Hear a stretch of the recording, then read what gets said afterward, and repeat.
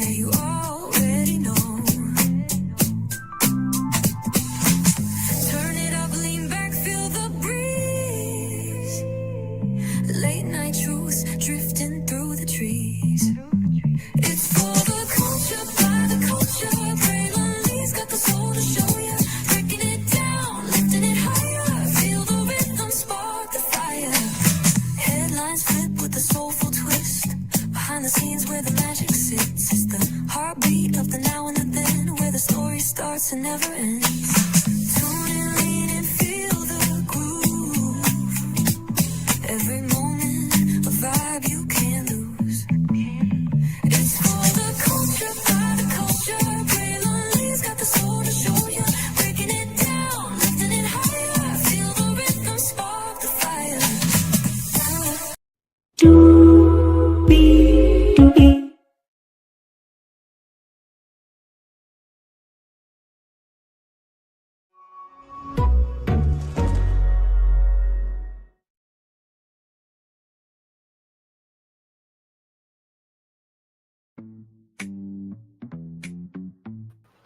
Well, hello to you, and you. Hopefully your Thursday went well. Welcome into another edition of Braylon Lee's Virtual Tour Live. I know y'all like, Braylon, come on, bro. Really? Are we really doing this? Yes, we're going to have the conversation, okay? We're going to update some things, but we're also going to break down some things, okay? As we often say, breaking it down and lifting it higher, feel the rhythm and spark the fire. And that's exactly what we're about to do with Milagro, Gramz, in this conversation about new media. Higher is waiting, lower is available, but either way, we got to go on tour. Yes, indeed, we do. Let me take down this iconic intro here. You see that virtual tour background? Yes, you do. You hear that virtual tour music? Yes, you do. And then there is me. Hey, everybody, welcome in. Glad to have you here for another edition of Braylon's Virtual Tour Live. Glad to have all of you here. Now, listen. I'm a dog walk this tonight because I have something for you toward the end of the show that a lot of Gramz don't know, Bob Rayo don't know, and her supporters don't know. And believe me, you're going to be surprised by it. We'll get to that. With that being said, let's kick it off here because I always love to start with a good foundation. So, with that being said, let's do this. This woman right here, her name is Ida B. Wells, right? She was an investigative journalist, sociologist, educator, and early leader in the civil rights movement. She was one of the founders of the National Association for the Advancement of Colored People, the NAACP. Wells dedicated her career to combating prejudice and violence and advocating for African-American equality, especially for women. Okay? Throughout the 1890s, Wells documented lynching of African Americans in the United States in articles and through pamphlets such as Southern Horrors Lynching Law in all of its bases and the Red Record, which debunked the fallacy frequently voiced by whites at the time that all black lynching victims were guilty of crimes. Wells exposed the brutality of lynching and analyzed its psychology, arguing that whites use lynching to terrorize African Americans in the South because they represent economic and political competition, thus a threat of lost power for whites. She aimed to demonstrate the truth about this violence and advocate for measures to stop it. So, just wanted to bring up Ida B. Wells, a journalist. Okay, just wanted to bring her up. We always start with a good foundation. Now, the next journalist we're going to talk about here is a woman very close to my heart, Daisy Bates. She was a civil rights activist, publisher, journalist, and lecturer who played a leading role in the Little Rock integration crisis of 1957. Okay, so with that being said, in her book, The Death of My Mother, Bates recounted learning at the age of 8 that her birth mother had been raped and murdered by 3 local white men and her body thrown into a mill pond where it was later discovered. Learning that no one was prosecuted for her mother's murder stoked Daisy's anger about injustice. Her adopted father, Orly Smith, told her that the killers were never found, that the police showed little interest in the case. Daisy wanted vengeance. My life now had a secret goal to find the men who had done this horrible thing to my mother. She eventually identified one of her mother's killers at a commissary. She stumbled upon a gaze from a young white man, rather, that would imply that he was involved. After this interaction, Daisy would go there often to belittle the drunken man with just her eyes. The young man later pleaded with Daisy, "In the name of God, leave me alone," and he drank himself to death and was found in an alleyway. Mm. Now she began to hate white people out of hope and concern. Her doctor father gave her some advice from his deathbed. You're filled with hatred. Hate can destroy you. Don't hate white people because they're just white. If you hate, make it count for something. Hate the humiliations we are living under in the South. Hate the discrimination that eats away at the South. Hate the discrimination that eats away at the soul of every black man and woman. Hate the insults hurled at us by white scum.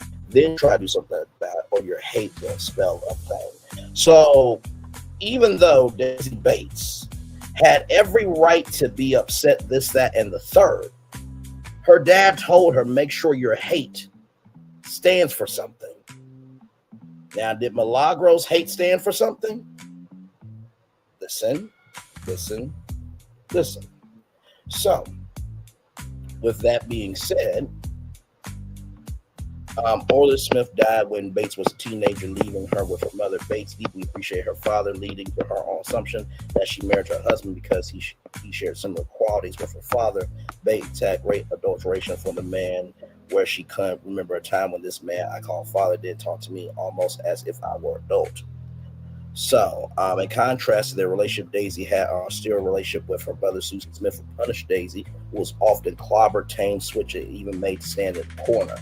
Even after the death of Holy Smith, the two had a falling out. So, with that being said, she started dating Lucius Christopher Bates, an insurance salesman who also worked on the newspapers in the South and Southwest. Daisy was only 15 years old when they first met, and Lucius was still married to Cassandra Crawford. Lucius divorced his first wife in 1941 before moving to Little Rock and started the Arkansas State Press. Okay, so the Arkansas State Press here was primarily concerned with advocacy journalism and was modeled off of other African-American publications of the era, such as the Chicago Defender and the Crisis.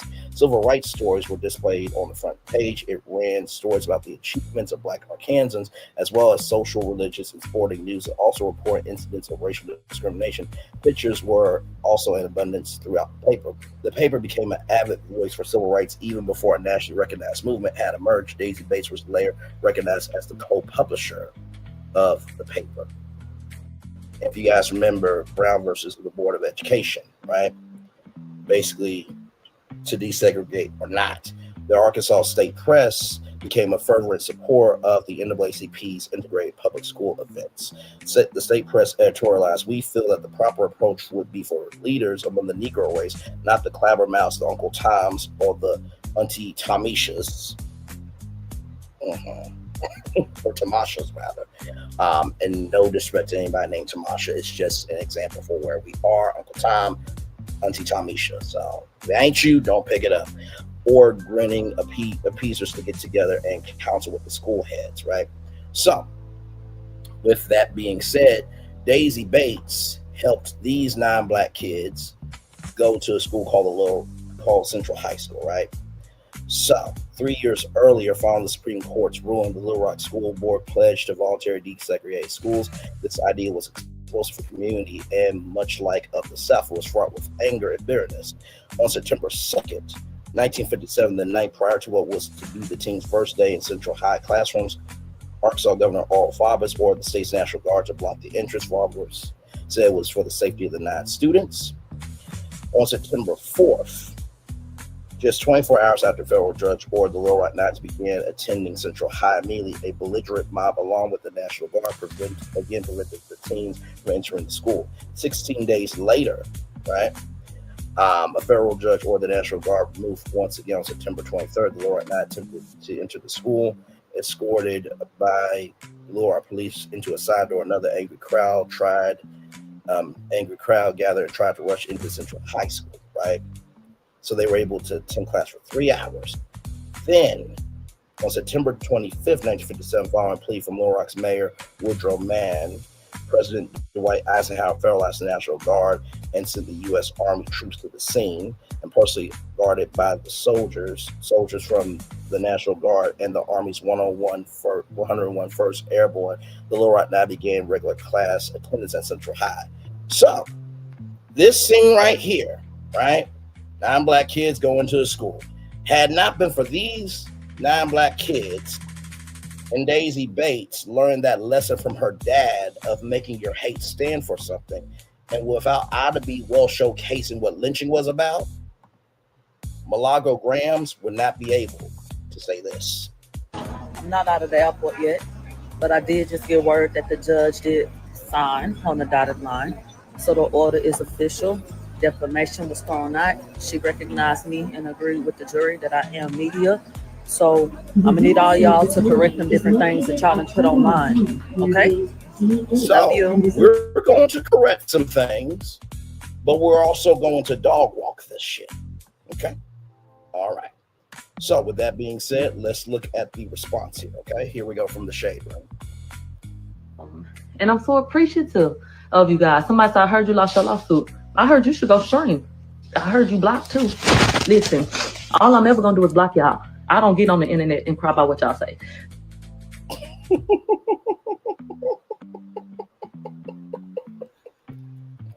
Interesting. Very interesting. Give me a moment. Give me a moment.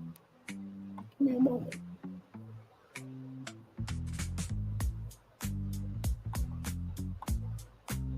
Because there was an interesting article that was written. We'll get to that here in a little bit. So thank you for the engagement.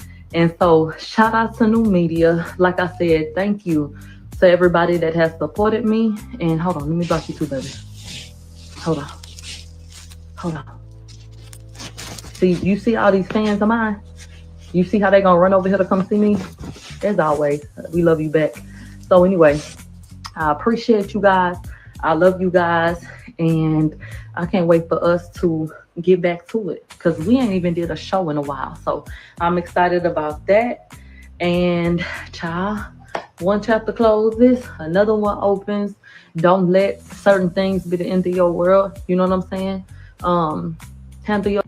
Hold your head up, chin up, buttercup, and keep it moving. So, right now, at the time, Milagro had to pay $75,000 in damages and Megan's legal fees, right? But it was the media defended that.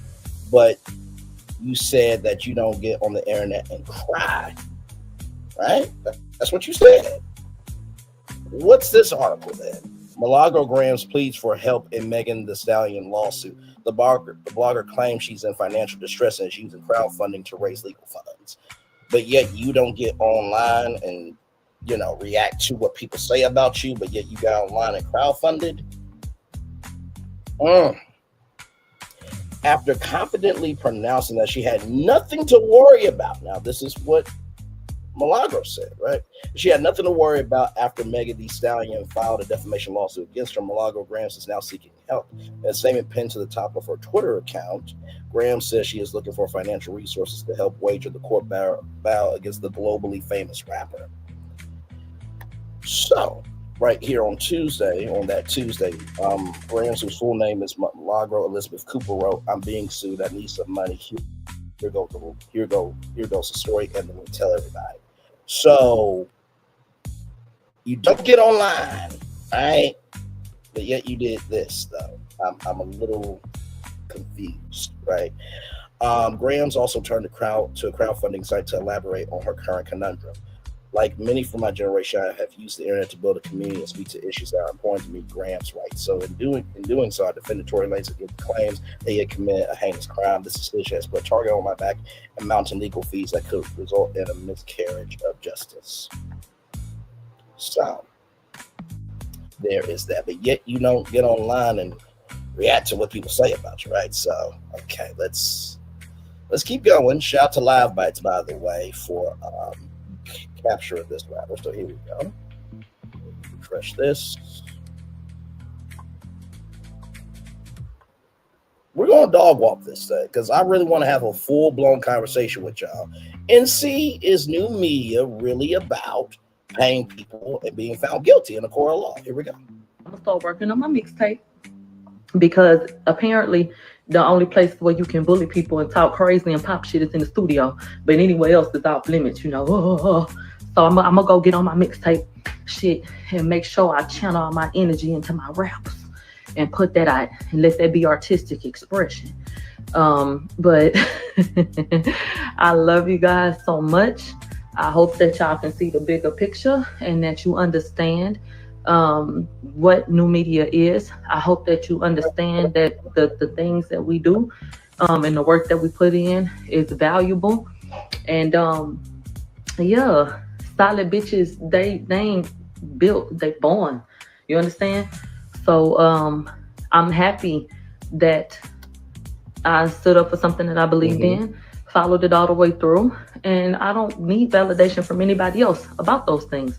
So I love you guys. So you don't need validation, but yet you're thanking your fans now. You don't need validation, but yet you're thanking your fans though. You don't need validation, but yet you're thanking your fans. So I'm confused. If you are that boss bitch, why did you get online and thank people if you didn't need validation that you did nothing wrong? Let's keep going.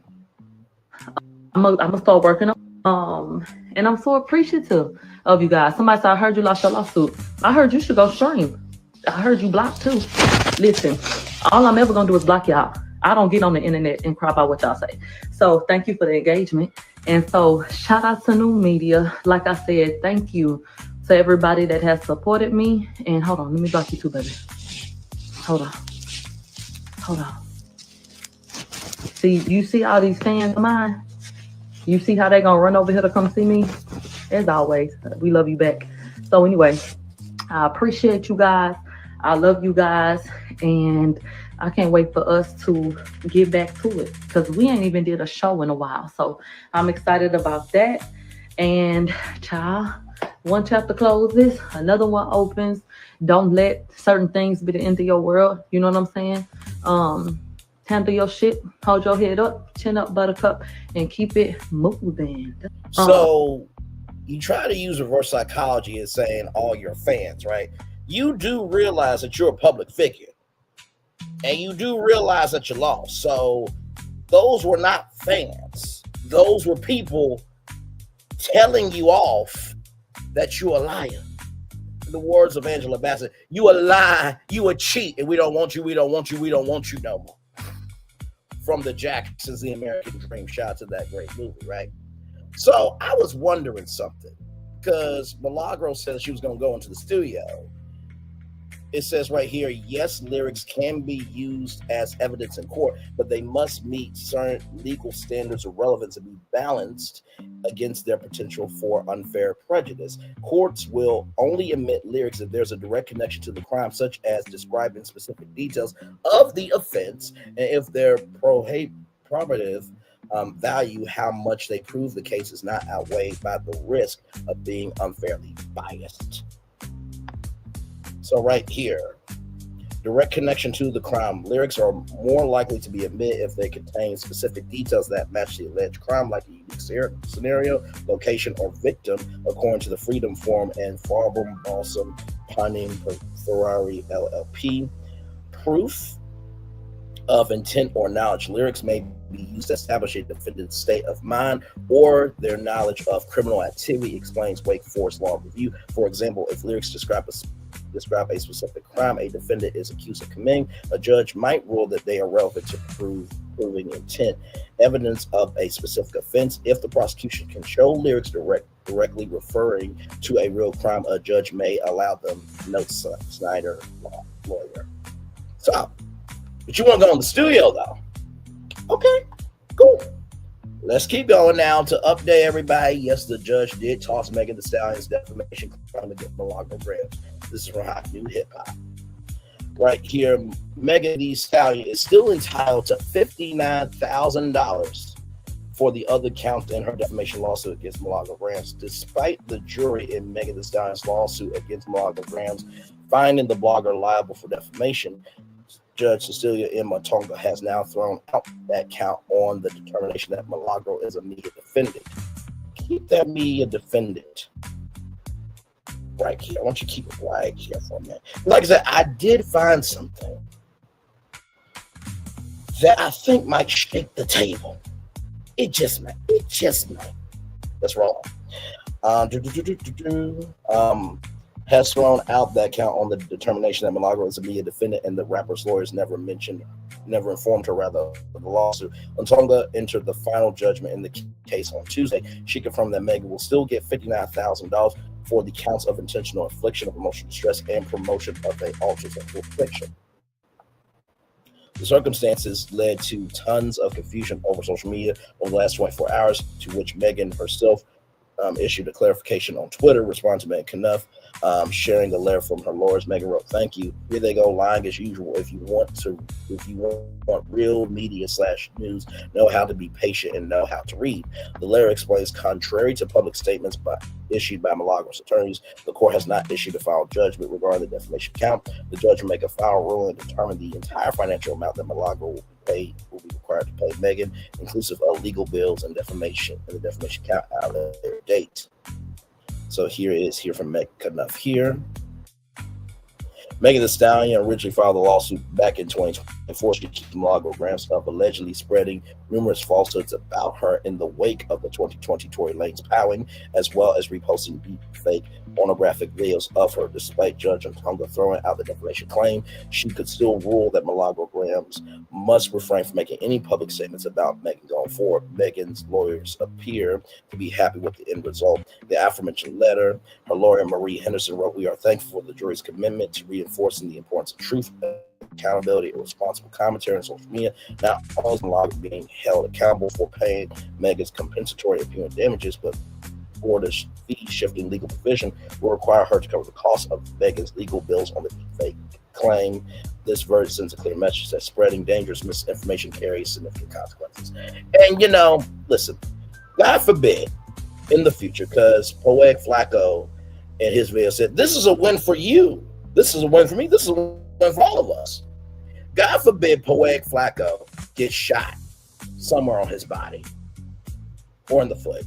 Same with his mother, sister's his daughter or daughter's, his wife if he has one, nieces, cousins, grandma, or any woman in his life, or him. God forbid it happens to any of the women that Milagro cares about. That includes her daughters, not wishing that on anybody, by the way. Or if it happens to Milagro, or anybody that supports Milagro and the women in their lives that they care about, right? That's mob radio. But I can't help but think, if that were to have happened to them and somebody would attack them with the same vitriol, hatefulness, and just derogatory behavior, would you be okay with it for your life personally? That's the main question. Not anything bad at all on any of the people that I've just said, but just asking the question. Okay. Now, I want to go to this, right? This is from Megan Knuff here.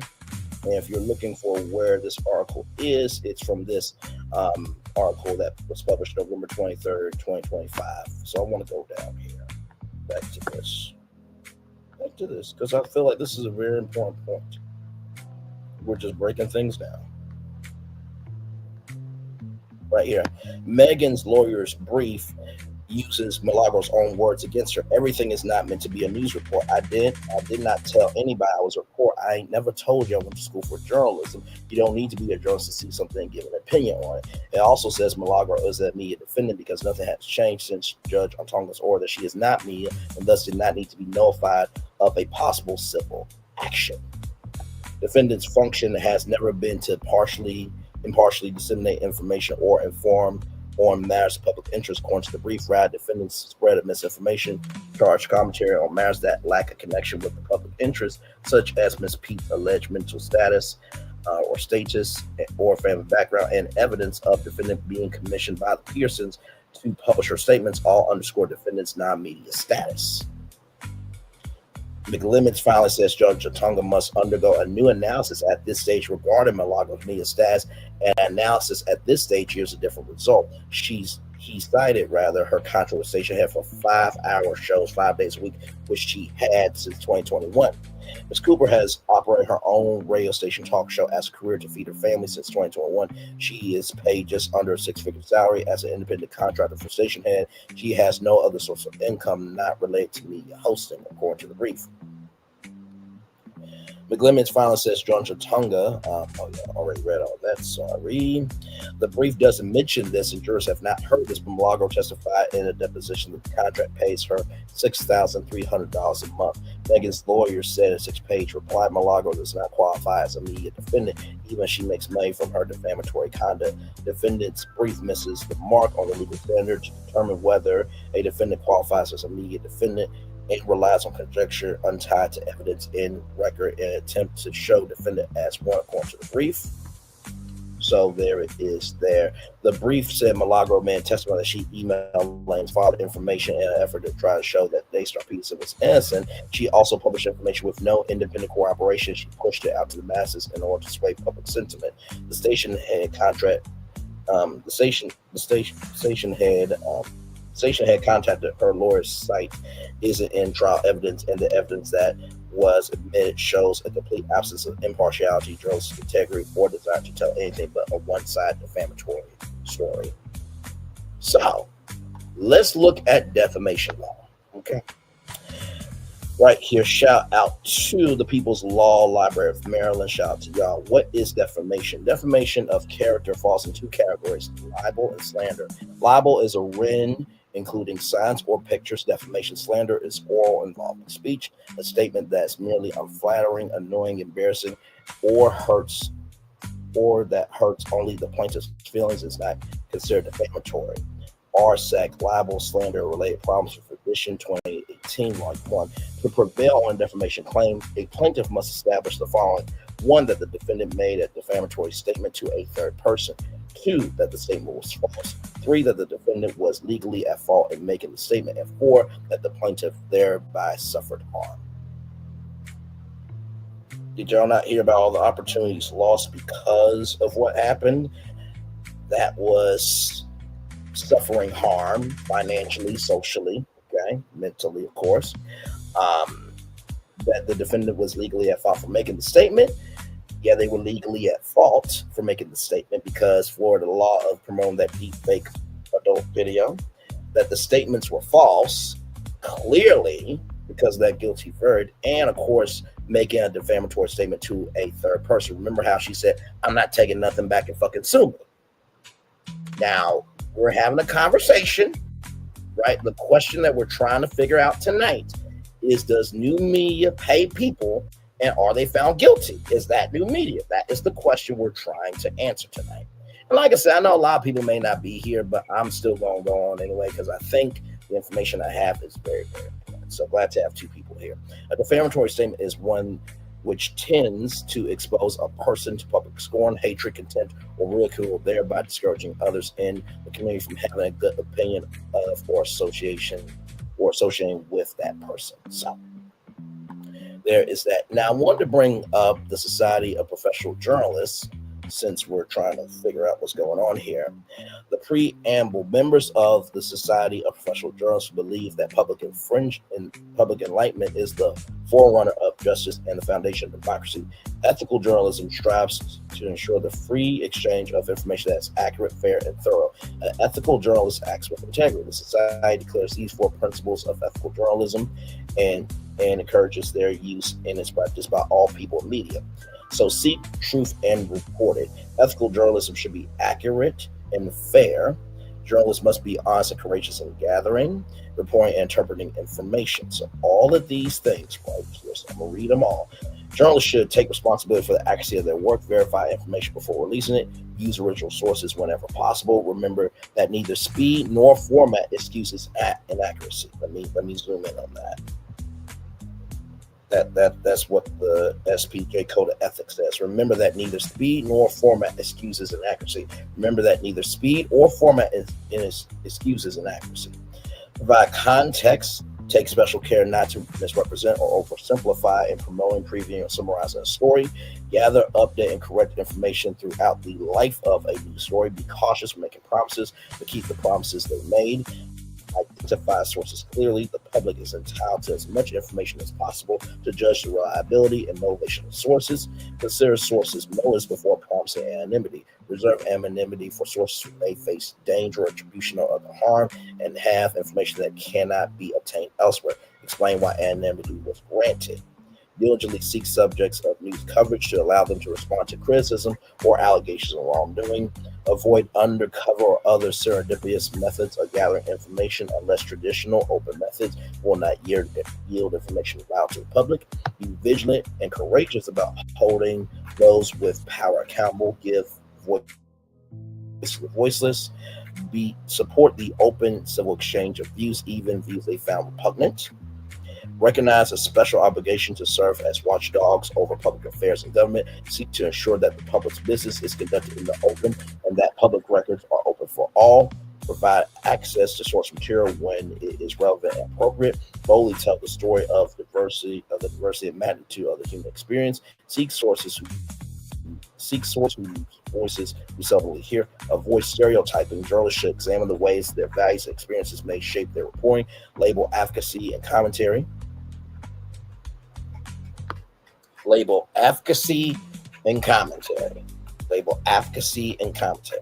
Advocacy is advocating for something with facts behind it. Commentary is, here are the facts, here is my opinion, and leave it there. Stick to the prompt, and the prompt won't be about you. Never deliberately distort facts or context, including visual information. Clearly label illustrations and reenactments. Let me read that 2 more times. Because did Milagro do that? Now listen, we're having an open conversation here. Never deliberately distort facts or context, including visual information. Clearly label illustrations and reenactments. Never deliberately distort facts or context, including visual information. Clearly label illustrations and reenactments. Never plagiarize, always attribute. So that's the first part of the Code of Ethics. Seek truth and report it. That's number 1. Number 2, minimize harm. Ethical journalism treats sources, subjects, colleagues, and members of the public as human beings deserving of respect. Journalists should balance the public's need for information against potential harm or discomfort. Pursuit of the news is not a license for arrogant or undue intrusiveness.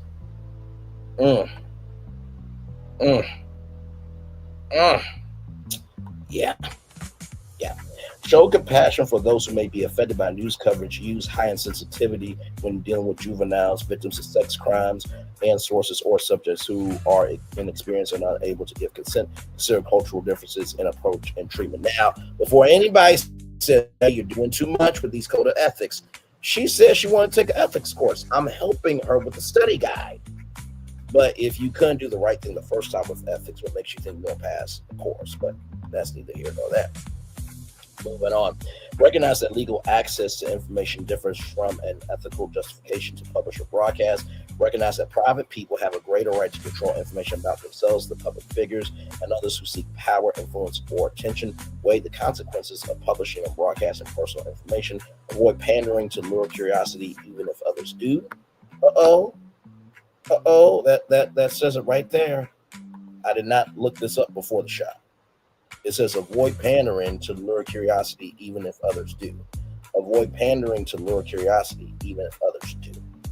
Okay, that's what that says. Don't get mad at me. Let's go to ethics. All right, rolling up. Holy, balance a suspect's right to a fair trial with the public's right to know. Consider the implications of identifying criminal suspects before they face legal charges. Consider the long-term implications of the extended reach and permanence of publication. Provide update and more complete information as appropriate. Number 3, act independently. The highest and primary obligation of ethical journalism is to serve the public. Journalists should avoid conflicts of interest, real or perceived, disclose unavoidable conflicts, refuse gifts, favors, fees, free travel, and special treatment, and avoid political and other outside activities that may compromise integrity, impartiality, or may damage credibility. Be wary of sources offering information for favors or money.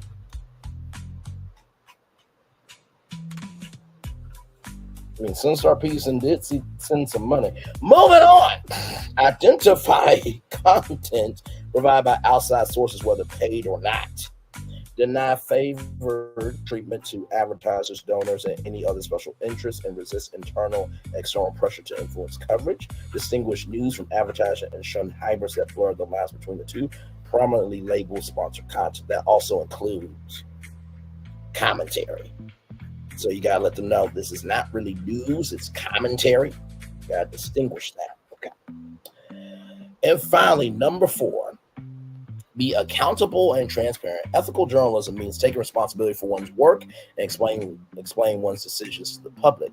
Journalists should explain ethical choices and processes to audiences, encourage a civil dialogue with the public about journalistic practices and coverage and news content, respond quickly to questions about accuracy, clarity, and fairness, acknowledge mistakes and correct them promptly and prominently, explain corrections and clarifications carefully and clearly, expose unethical conduct in journalism, including within their organizations, abide by the same high standards they expect of others. So that is the code of ethics. Okay.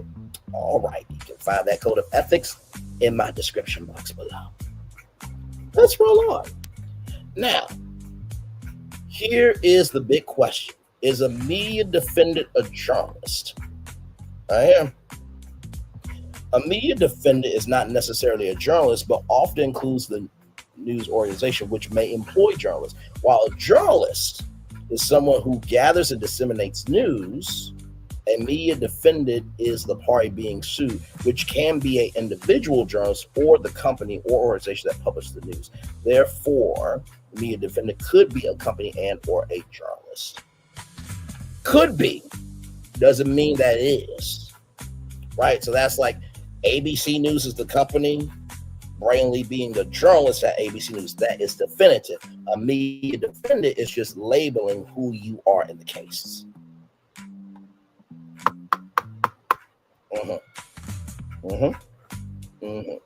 Yeah, I know. So let's keep going, because one of the things that was interesting to me, right? One of the things that was interesting was this. Refresh this. And like I said, everything I'm saying is alleged. It's in my opinions for entertainment purposes only. Okay, we're just having a conversation. That's all we're doing.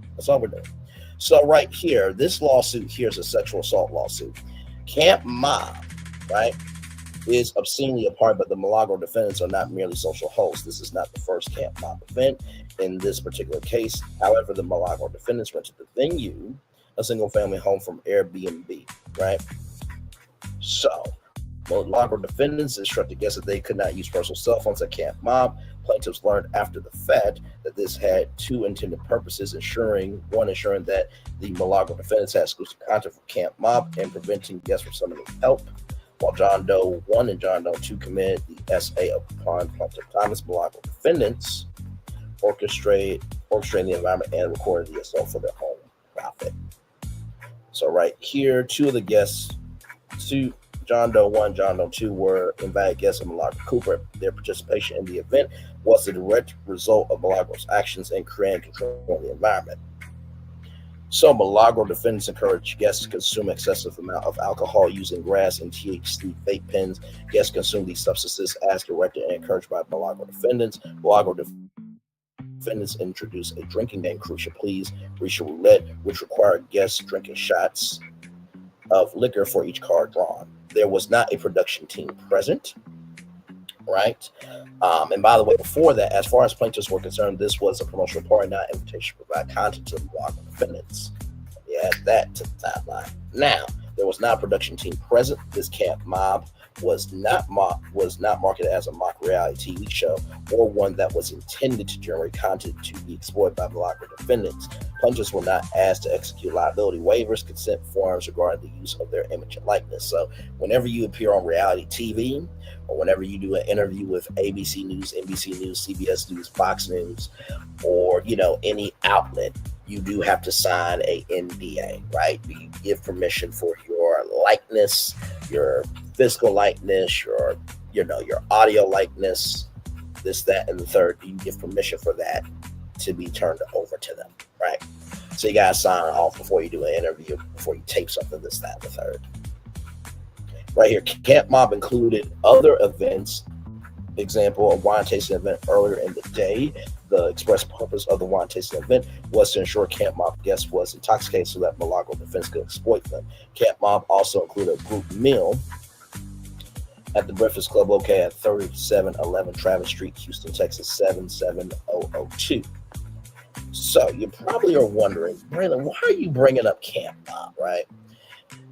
Well, as I did my research today, I did not see Camp ABC News. I didn't see Camp NBC News. I didn't see Camp Fox News.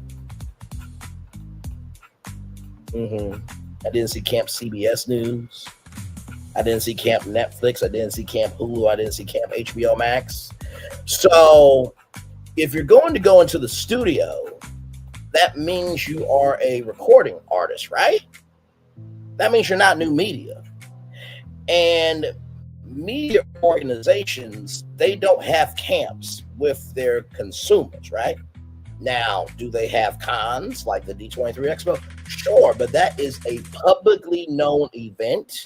Everybody knows what it is, what it's for, and how to move through it, right? So Camp Mob is not new media. That's more of a media personality. You see where I'm going with this now? I did look up other camps. Now, here's a camp that everybody may or may not know about. It's called Camp Mariah. It is the summer component of the year-round cancer awareness program. Children ages 12 to 15 attend Camp Mariah for 3 weeks each summer. Participants apply in 6th grade must be ages 11 to 13.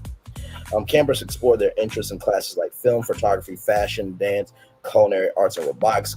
A careers class helps campers create resumes, cover letters, and conduct mock interviews. Campers also play team sports, swim every day, and explore the outdoors and environmental science class. Camp Mariah is named in honor of our board member, Mariah Carey, for her generous support. So let's watch. Kim Mariah. Hang on one second. One second.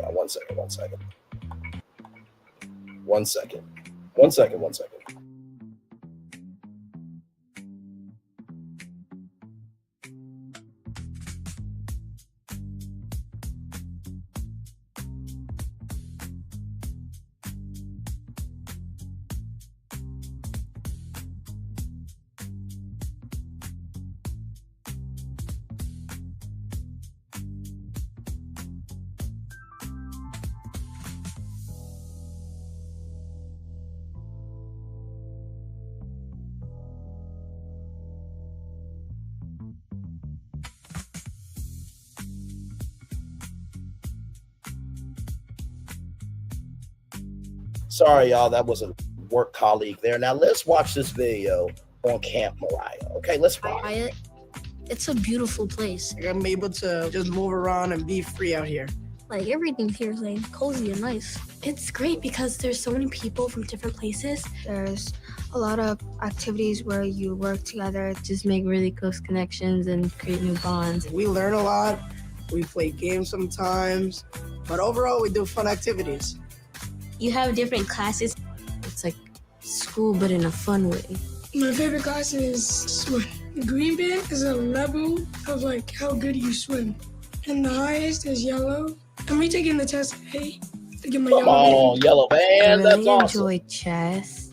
This was my first time learning, and now I'm actually pretty good in just 3 weeks. My favorite class is performing arts, which is dance. It's fun. It gets you energized. We're currently doing hip hop. We've been working on it since day one. We're gonna perform before dinner. We have to like get all the clothes ready. We gotta get our choreo This camp has gown. been around It's really 50 years. active, It's a so very that's great what I love program. most. If you don't know Camp Mariah, get Culinary started. arts is where you learn how to make new foods, and right now we're making Rice Krispie treats. Yesterday, we made pizza, and it was so good. Environmental science is where we kind of like do research on animals, plants, and other insects like that. All of the flowers, the plants. In photography, we come up with ideas to take different pictures, how to angle different shots, and I really love taking pictures of the flowers. We have different activities that could possibly lead to what you want to do in the future. Career class shows you a little more about what careers are, what types there are. That's a part of the career awareness program, and it helps kids pursue their career. We mainly talked about what we like doing, what we're good at, what we enjoy. We get taught how to start our resume. There's a career fair tomorrow, and we're gonna get interviewed by counselors. This is the first time I've been interviewed. It's like really exciting. It's very interesting because it has you thinking about what job is for you. Camp Mariah helps by providing a bunch of activities that relate to these careers, and it allows people to explore and see which one they want to choose. Robotics. I'm learning how to make new toys. I'm learning how to program different things, and I'm actually getting pretty good at it. We did coding and I think that's the Scratch. final I project. did Did that a against the robot. University of Computer The Science one class. that I'm Scratch is most really interested in is probably film. Stop, rolling, action. We have this final project, and it's like a little movie. I'm one of the actors. It's really fun. To do film, I could back of the camera or the one recording or the gaffer. Camera is cool because you can find out that you like things that you didn't even know you would want to try. It teaches you a lot of life skills. It helps you discover. My counselors, they're fun. They're very kind here. They'll be always supportive. They can also teach you many things that can help you be more social in life. CIT's counselors in training, they're very nice too. I feel like Camp Mariah is helping me evolve as a different person. The big change was like worrying about people not liking me. So far, made friends with almost everyone I met. awesome. I was like very anxious, nervous, kind of shy a bit. Now I'm more like outgoing. I'm definitely more expressive. I would say I got stronger mentally and physically. The biggest change was how energetic I am. Camp really made me open to more things, just being more positive. Definitely want to come back because I hope that I see some of the people that I saw already here or even some new people. I only have 2 more days left, but I'm already excited for next year. I feel great. I feel happier. I've learned a bunch of new skills and I can use those back at home. Camp Mariah is fun, Exciting. Adventurous, Adventurous. active, creative, Supportive. joyful. amazing. Wow. I don't think any of those words were used for Camp Mob. I don't believe so. I don't believe any of those words were used for Camp Mob. Now, there is a thing as adult summer camps, right? So if Milagro is trying to do this, it's already been done, right? So from CBS Mornings, adult summer camps see surge of interest as people seek community and nostalgia. Summer camp isn't only for kids. Yelp reports nearly a 350% increase in searches for adult summer camps this year as people search for community and nostalgia. What's really cool is all the activities are planned for you, camper Kenny Rosenstock said. At Club Getaway in Kent, Connecticut, campers 21 and older come together every weekend to meet new friends and be a kid again. I did overnight camps when I was younger. I remember going out on the water, going rock climbing. Why not do that with some alcohol, said Shamia Brizo, one of the many who came to camp. Open to children during the week, Club Getaway has been welcoming adults for nearly 50 years. Wow, 50 years, that's amazing. I think people come here for an experience. They want to meet new people. They want to try different things and feel part of the community, even if it's just for a short period of time. David Schreiber, the camp's owner. It wasn't until recently, though, that programs doubled as interest spiked. Schreiber relates the growing interest to people yearning for a simpler time. Things are complicated right now. There's a simplicity that comes here, right? There's a sort of depth in the superficiality of just laughing at mean people and doing silly, zany things, he said. The desire to escape comes at 66% of workers, an all-time high, report feeling burnout along with rising levels of loneliness. It's hard to find friends, as an adult, Briscoe said, so like the fact that we can connect as adults and still and just like enjoy each other without our phones and just being happy, it means a lot. Adult summer camping tips from California to Connecticut. The average price is around $800 for a weekend getaway at adult summer camp. If you're interested in booking your own weekend, it suggests you consider the age range of the other campers. You'll also want to think about what you want in terms of an experience, whether it's about making connections and having fun or a particular activity. So, what have we learned? The Camp Mob is not Camp Getaway, is not Camp Mariah.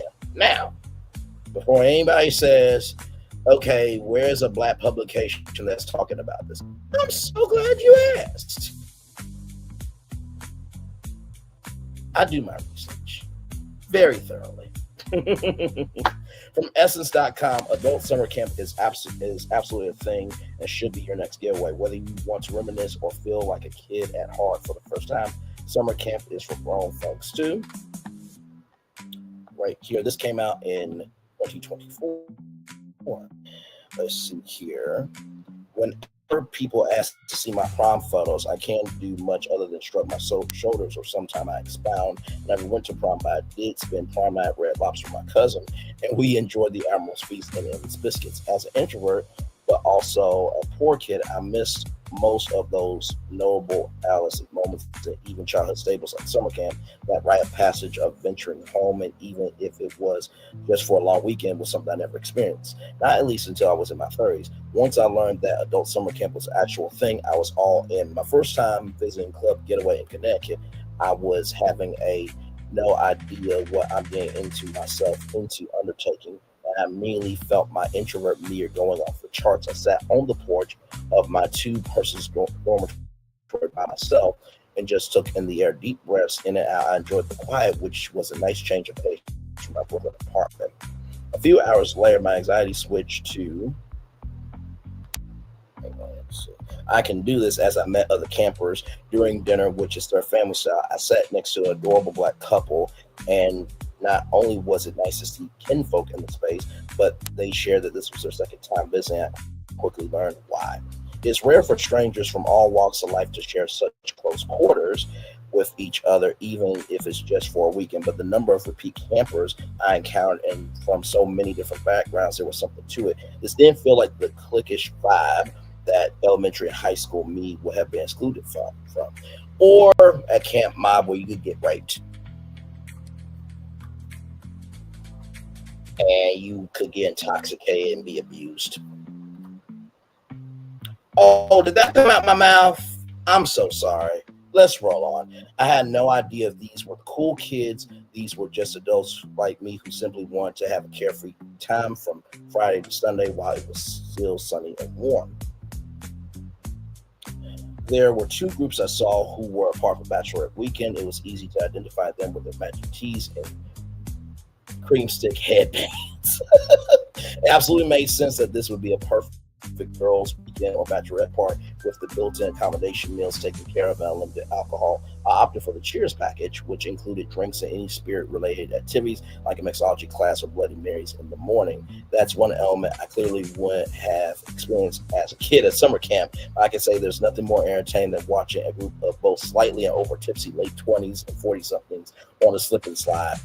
But it wasn't just the flowing drinks that made this adult experience so different than what I would have imagined the kid summer camp version to feel like. Adult me also took advantage of every activity from sun up to sundown. This included a rock climbing wall, a zip line, and a ropes course. I'm not the most adventurous adult, so I went at my own pace, and if something felt a little too out of my lane, like the Geronimo jump, I just sat out. No peer pressure, because who's going to pressure me? I'm grown. When my social battery was non-existent, I just sat lakeside while journaling. It was summer camp my way. By my second visit to Camp Club Getaway, I was camping.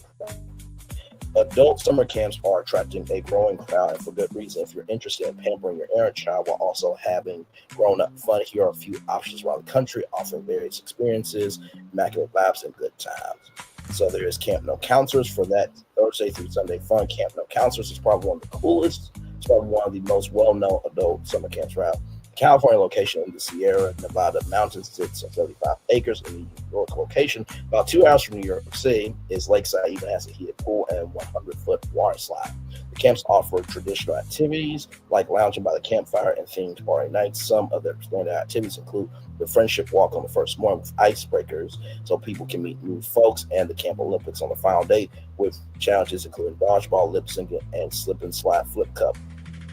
The bunk bed style accommodation sleeps up to 12 people, and for larger groups, the camp offers a private cabin upgrade. The date sell out fast, so the website offers a waiting list to sign up. Camp. Since 1997, a summer camp, simply called Camp, has been a safe space for the LGBTQIA plus community. Folks who come from all over the country, even the world. Not only will you find a geographical variety of visitors, but in recent years, the campers have ranged in age from 21 to 81 years young. That's amazing. Shout out to the 81-year-olds camping. Yes, indeed. The communal the communal cabins that sleep up to 18 people are each named after a famous LGBTQIA plus person, including civil rights leader Rainier Rustin. Camp events range from arts and crafts, improv theater, and dance, and sports like pickleball or capture the wig. That would be so hilarious to watch. Oh my God, that would be funny. Modified version of Capture the Flag, and like any good summer camp, the evening activities are festive with themes like the pajama party and lip sync throwdown. Campers this year are community Central America, the 26th annual event. Camp Halakon. Halakon means ideal time or period characterized by happiness, and fans at Camp Halakon describe their experience as just that. You'll find bunk bed and cot style sleeping accommodations, activities like archery, water sports, karaoke, and unlike some camps that charge a separate fee for any activities that include alcohol, Camp Haran is truly all inclusive. There's a night and cocktail bar as well as mimosas in the morning. My kind of party. With a range of morning and afternoon activity blocks, there's something for the adventurer and the camper who wants to lounge. The camp has been around since 2016 in Wisconsin. This year, they added sites in the Poconos and Michigan. CIA Foods. This is one summer camp that isn't solely for summer, but specific to the foodies. For those looking to improve their skills in the kitchen, the Culinary Institute of America offers CIA Foodies. Classes are held year-round, in San Antonio, Napa, and Hyde Park, New York. The boot camp style cooking lessons range from baking to wine, country cuisine, and the popular Best of Camp that has a theme each day. Try a 4-day camp, but you also can't go wrong with the short 2-day option, as both provide hands-on lessons and a state-of-the-art kitchen.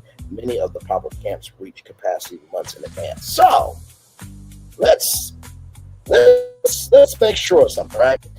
So a lot of girls don't go into the studio, right? Because anywhere else is but yet her lyrics could be used in court. So you're not new media if you're a music artist, right? Okay. You also said, and I quote, that Camp Mob was for your people, this, that, and third.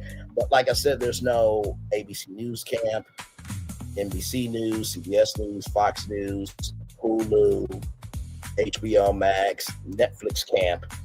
Those don't exist. LL Cool J doesn't have a camp. Queen Latifah doesn't have a camp. But these adult camps exist, right? So it's quite interesting. And here is Club Getaway right here, right? So here it is right here. So this is Club Getaway. Just to show y'all this here. You can see.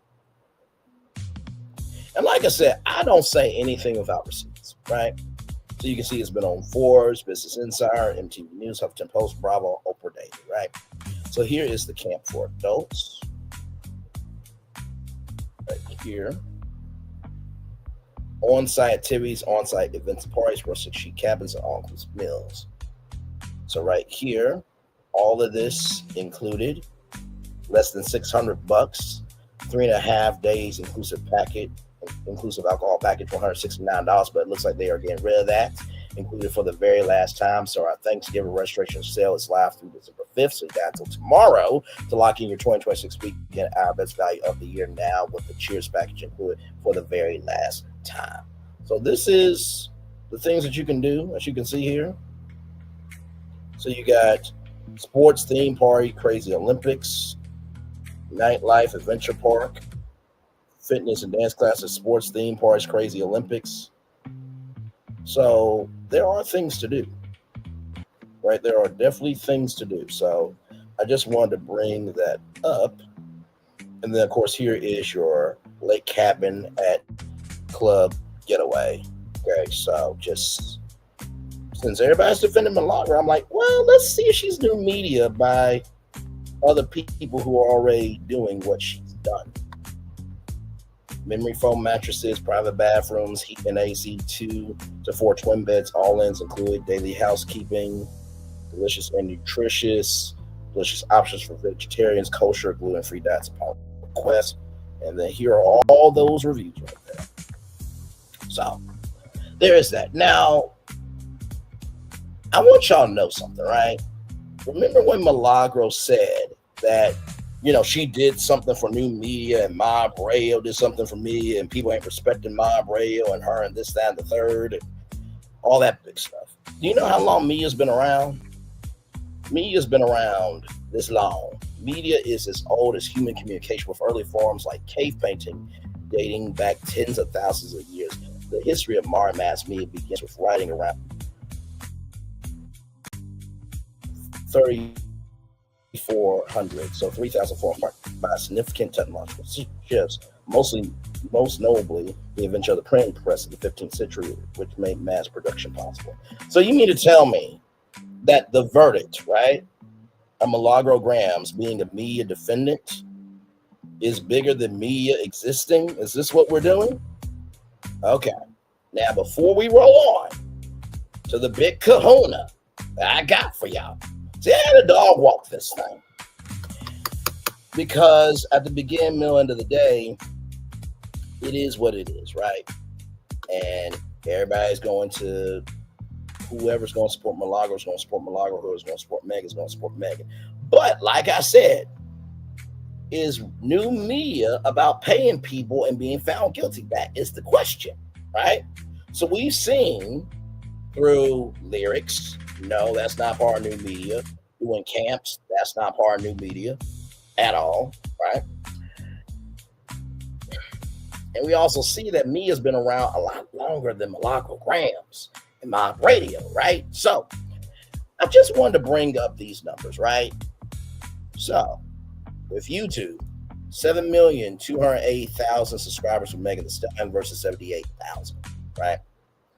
Total views, 3,734,821,351 total views versus 351,323 total views. Grand total, a difference of 7,202,000 subscribers and a difference of 3,734,470,028 total views.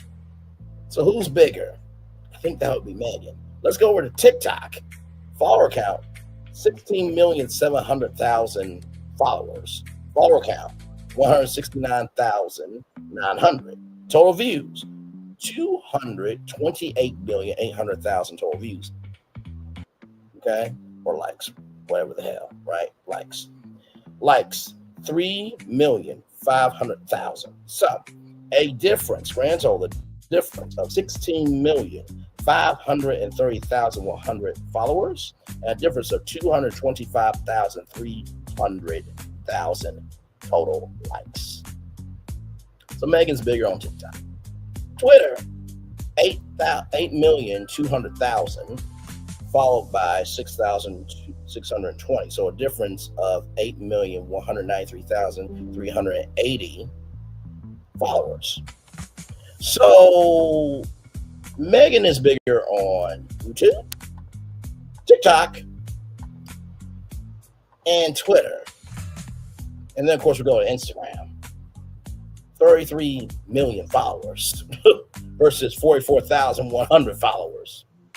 Grand total difference of 32,995,900 followers. So I'm just a little confused of who's bigger. Just a little confused. Now, I did say I had a bomb for y'all. Did I not? And I do. Check this out right here. Appeals court overturns defamation award against blogger. You're probably wondering, Bray, what's that article about? You really want to know? You really want to know? See, I had to dog walk this thing because I couldn't give this to you at the beginning. I couldn't give it to you at the beginning. I could not give it to you at the beginning. So let me read this from the Los Angeles Times here. Okay? Right here. San Francisco. A federal appeals court unanimously overturned a defamation award against a blogger Friday, ruling that the First Amendment protections for traditional news media extends to individuals posting on the web. Let me say that 2 more times for y'all. Okay? All right, let's get back to the headline. Appeals court overturns defamation award against blogger. Okay? All right, let's get back to it. The protections of the First Amendment do not turn on whether the defendant was a trained journalist formerly affiliated with traditional news entities. Judge Andrew D. Hurwitz wrote for a 3-judge panel of the 9th U.S. Circuit Court of Appeals. The panel said it's holding what's the first of its kind within the 9th Circuit, though other circuit courts have held individuals have the same free speech rights in the news media. This case is the first one from a federal court of appeals that specifically protects the rights of bloggers, said UCLA constitutional law professor Eugene Volk, who represent blogger Crystal Cox on appeal. Wait a minute, Brian, who's Crystal Cox?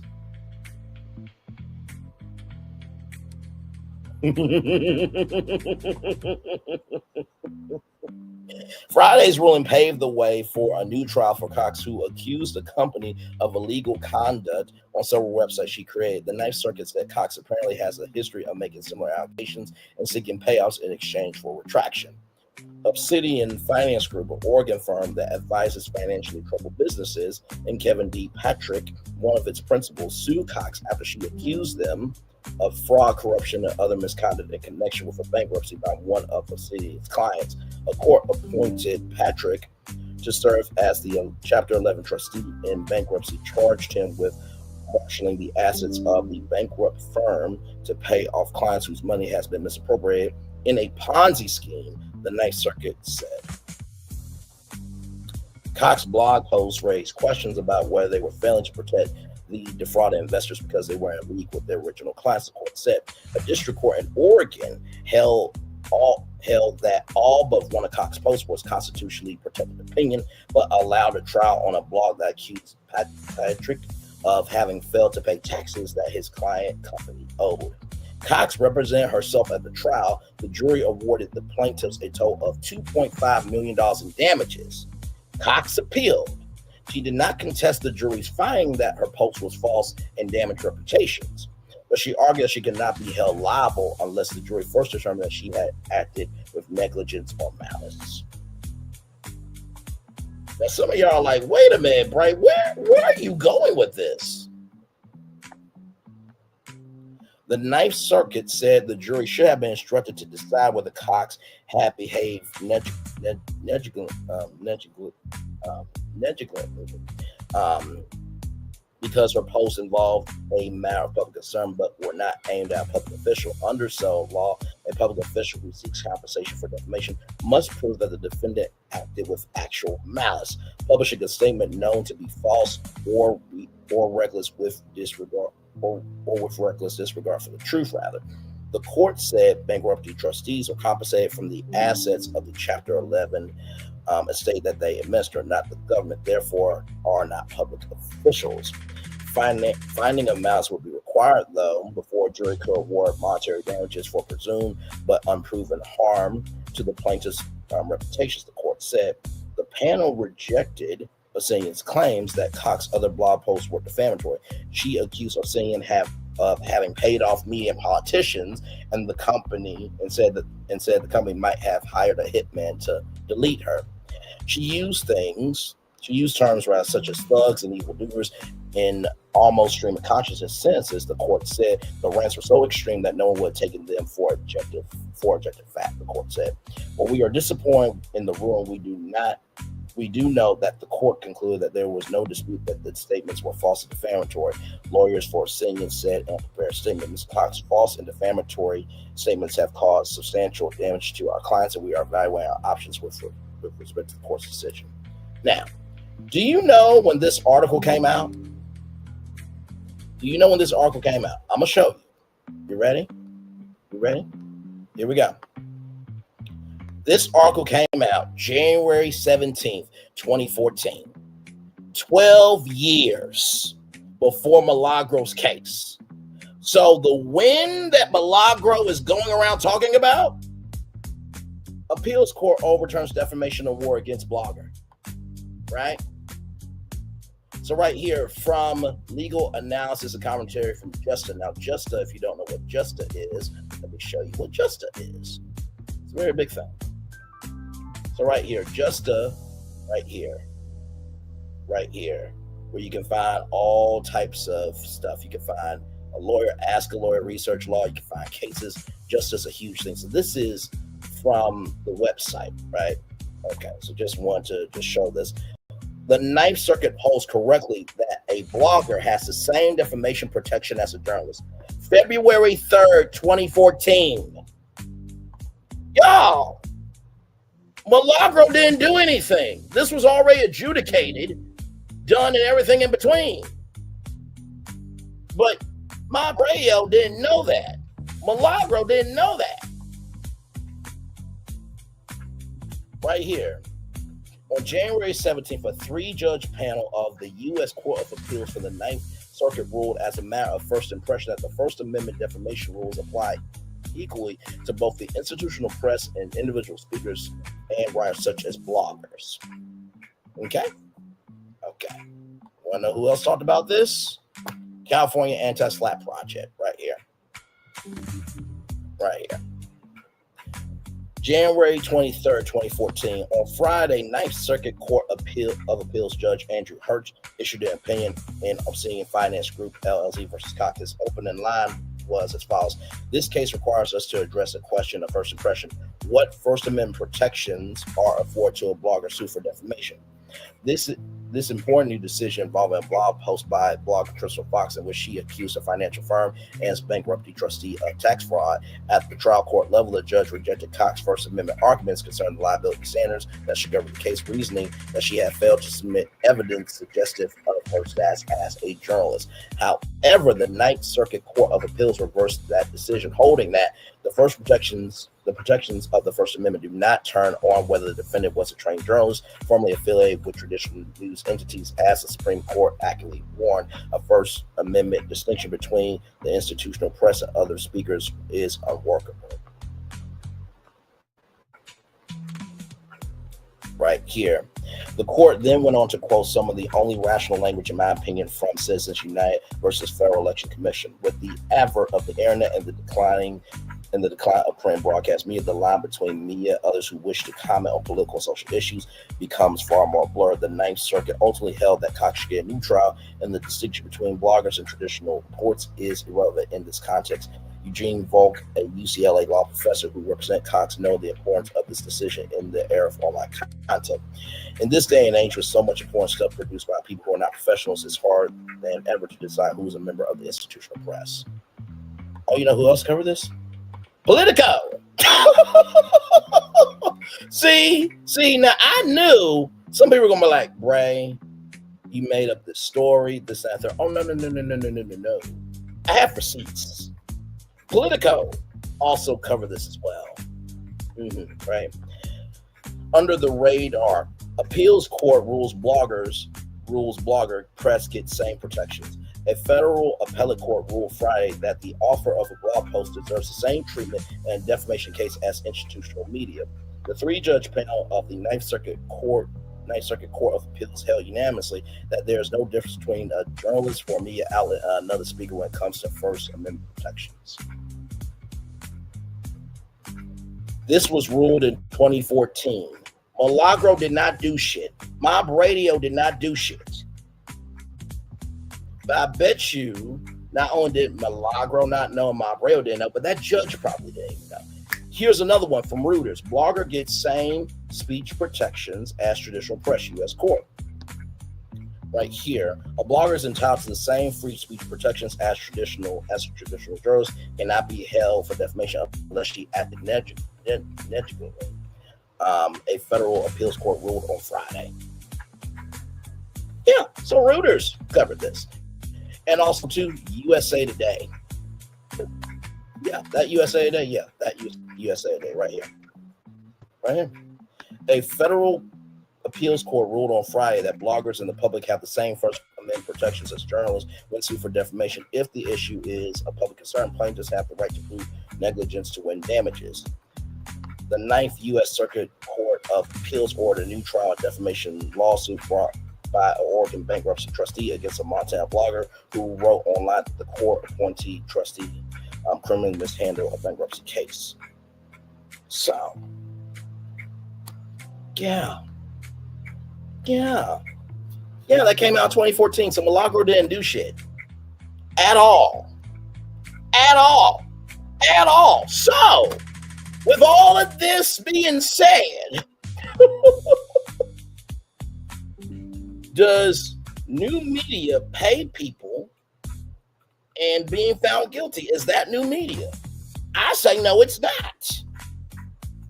Now, of course, people are going to be upset. They're going to be pissed, this, that, and the third. They're going to say, oh my God, how dare you say all this? This is a win for new media. When it was already founded in 2014 that this has already been adjudicated. It's already been tested, already been proven that, yeah, this happened in 2014. 12 years before Milagro did her victory lap. Okay. So, listen, Milagro's going to believe she's new media. She's not. Okay. Mob Radio, it's a cult. They don't care about black men. They don't care about black women. They don't care about black children. They don't care about black babies. They don't care about the black elderly. They don't care about anybody but themselves. And to her supporters, listen, you have the right to support her. But like I asked you before, if somebody powed you in the foot or on your body or powed any woman in your life on their part, on any part or the foot, and was malicious and going after them, would you stand up for that person like you did for Milagro? That's the only question I have for you. That's it. So yes, in case you do not know, right here from the LA Times, a federal appeals court unanimously overturned defamation award against a blogger Friday. Ruling First Amendment protections for traditional news media extends to individuals posting on the web. This article was published January 17th of 2014.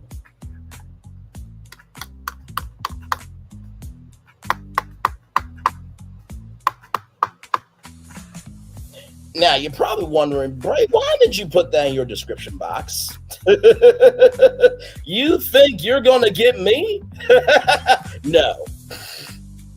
I am a media nerd that studies this shit, breathes this shit, eats this, lives this, moves throughout this space, okay? So, if what I'm saying ain't true, don't respond to the live. Like you said, you don't get on live and cry about what people said about you, right? But if what I'm saying ain't true, don't respond. But if you do respond, it must be true to some degree. But if you do respond, make sure you bring up this article from the Los Angeles Times. Appeals court overturns defamation award against blogger. A federal appeals court unanimously overturned a defamation award against a blogger Friday, ruling the First Amendment protections for traditional news media extends to individuals posting on the web. This article came out January 17th of 2014. So Milagro did not win shit. this was already done in 2014. 12 years before Milagro's case. And you know what? I'll be generous. I'll drop the link in the chat. Because I'm like that. You know, I'm like that.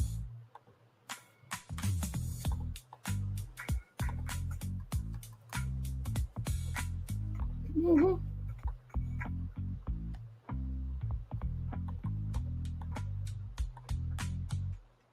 Yeah. Yeah.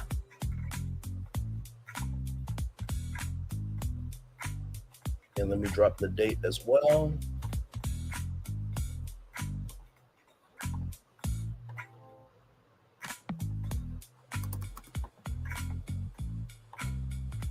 And like I said, you can find this article right here. There it is, right there. That's the link to the article that will tell you that bloggers already have First Amendment rights. Okay? So, Milagro did not do shit. If you're wondering what the other sources were, I'll be glad to let you know. So I got from Verdict, right here. Verdict, legal analysis and commentary from Justa. I also got from the California Anti-SLAPP Project. I also got from Politico. I also got the story from Reuters. And, of course, I got from USA Today via the Associated Press. That's how you break news. Okay? I'm going to turn off my camera now because we've done the whole show for over an hour. Yes, we have. Child, listen. Y'all can believe what you want to believe, do what you want to do, and be how you want to be. But please, for the love of all God, make sure you do your research before you open up your mouth. Please and thank you. Okay? Because my Lord, I mean, just, and like I said, I just went online and just wanted to see this. And I'm just like, you got to be joking me. You got to be joking me.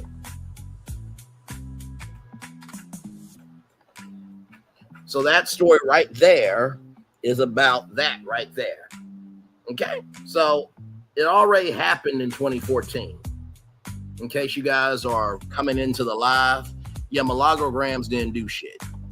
Because this article here says a federal appeals court unanimously overturned a defamation award against a blogger, ruling that the First Amendment protections for traditional news media extends to individuals posting on the web. This article was published January 17th of 2014. 12 years before Milagro's case with Megan Thee Stallion. So, that's what happens when you do research, ladies and gentlemen, okay? My Lord, when you do research, okay? I can't do it. I can't do it.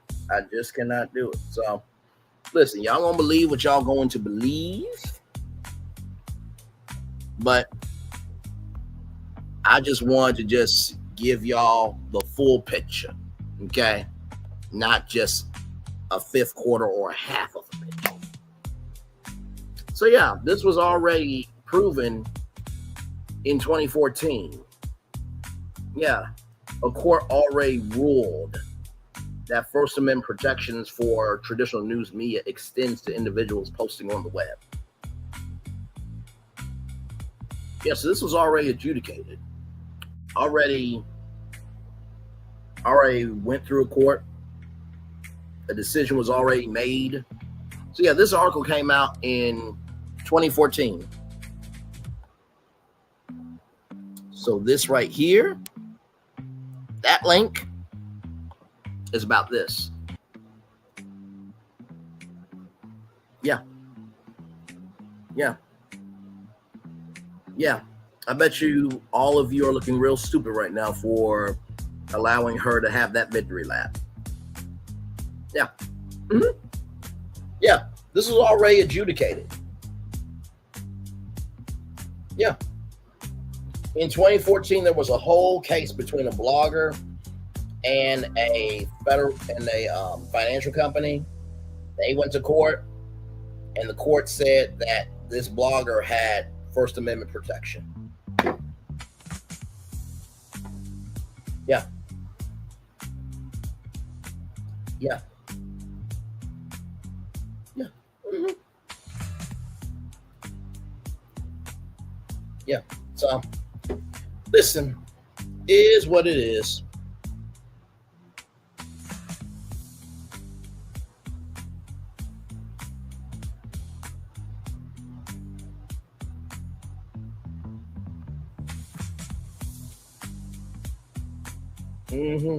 Hey, 4 people, welcome in. Glad to have you here. Had a conversation. Well, I showcased the presentation basically. Is new media paying people and being found guilty in a court of law? Is that new media?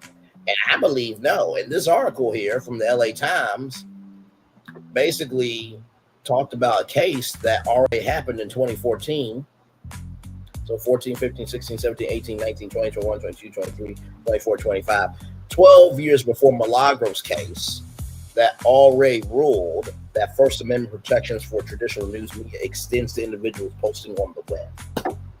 So this new media thing is not a thing for Milagro. It's not a new thing for Mob Radio. It's not a new thing for anybody that supports her.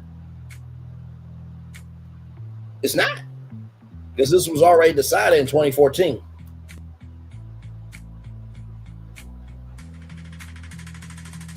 Yeah. I know. Your brain's like, wait, what? Bray, are you serious? Very serious. I don't play when it comes to research. I don't. I'm about my business. Okay? So yeah, now I'm going to rest for a little bit because to get all that in live, let me tell you something. That was some work. That was some real work. But you know what? I didn't mind doing it. So like I said, this article right here is about a blogger against a financial company in Oregon. And guess what? A federal appeals court unanimously overturned the defamation award against the blogger on that Friday, ruling that First Amendment protections for traditional news media extends to individuals posting on the web. So yeah, that happened in 2014. Yeah, that happened in 2014, 12 years before Milagro's case. So this new media thing, it's not really a thing for Milagro. It's not. Not one for Mob Radio. I'm not ever going to put respect on Mob Radio. I'm never going to put respect on Milagro Gramz. Just not going to do it. And also, too, that's my freedom of choice to do that. Like I said, this was already decided 2014 that First Amendment protections for traditional news media extends to individuals posting on the web. Yeah, so, you know. And A753 said, no, not yet, LOL, for Camp Mob. Well, you're right. It hasn't happened yet.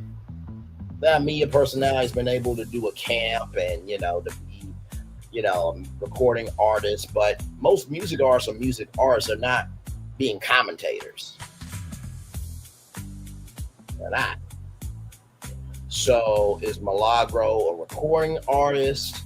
Is she a media personality or is she a commentator?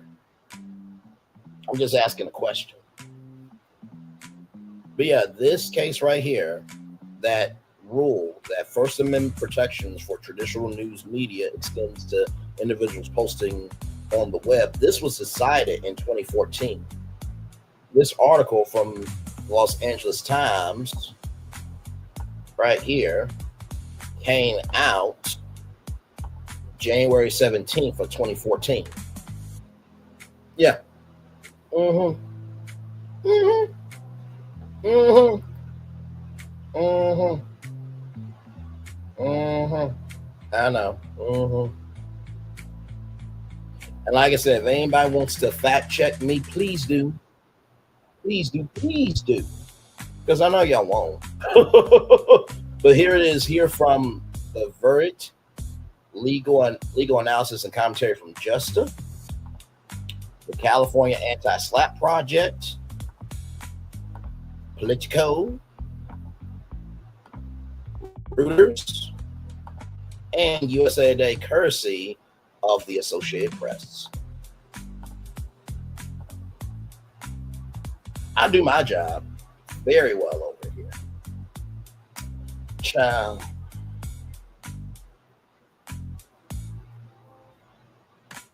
That make no damn sense.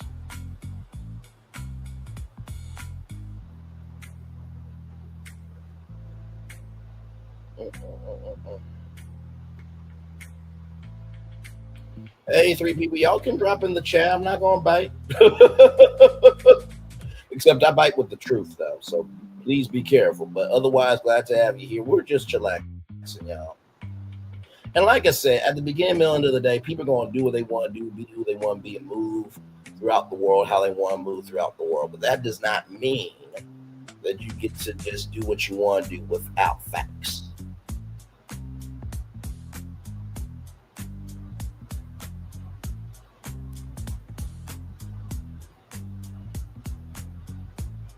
But yeah, like I said, this was already decided in 2014. That what you're seeing on your screen, that was decided in 2014.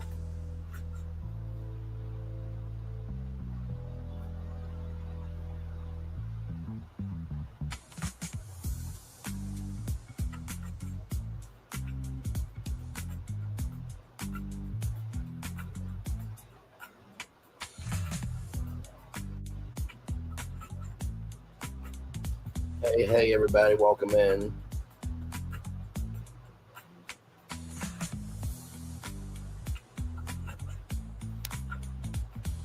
Yes, indeed. Shout out to the 2 people here right now with me. Appreciate y'all. 3 people, thank you so much for being here. For those of you who are wondering what's going on, you saw the thumbnail, you know my voice, and damn it, you know why you're here. This case was done in 2014, and in this case, a Ninth Circuit appeals court ruled that First Amendment protections for traditional news media extends to individuals posting on the web. This was decided in 2014, 12 years before Milagro's case with Megan Thee Stallion. Yeah. So this win of the judge saying that she's media, it's not really nothing, honestly. And guess what? Here's the thing. And shout out to AT2 rather. He said, and I quote, if she would have got sent the cease and desist letter, would she have changed anything? Probably not. And this is coming from the person who said, I'm not taking nothing back soon. And she came on, she said she was in financial distress and crowdfunded money. Why would you need to crowdfund money if you got like that? Just asking a question.